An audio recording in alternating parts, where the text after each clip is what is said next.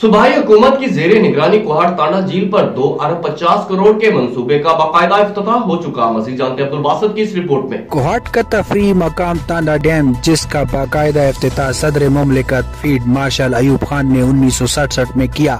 50 साल से जायद अरसा गुजर जाने के बाद अब पानी का जखीरा काफी कम हो चुका है, जिस पर अरबाब इख्तियार ने पानी की अशद जरूरत को मद्देनजर रखते हुए 2.5 बिलियन के मंसूबे का बाकायदा इफ्तिताह किया। जो डैम है 1967 में टांडा डैम बना था, लेकिन इसकी जो अभी ये सेल्टअप हो गया, इसकी जो लाइफ है वो तकरीबन ख़त्म हो चुकी है। इसकी जो ओरिजिनल कैपेसिटी थी वो 78,000 एकड़ फीट थी, जो गिर कर 49,000 एकड़ फीट तक आ चुकी है। इसको हम रेज कर रहे हैं, तकरीबन 4 मीटर इसकी रेजिंग है। और इसके साथ साथ जो इसका कैनाल सिस्टम है 87 किलोमीटर, इसमें भी रिपेयर है, उसकी मॉडलिंग भी इसमें बाज़ जगहों पे शामिल है।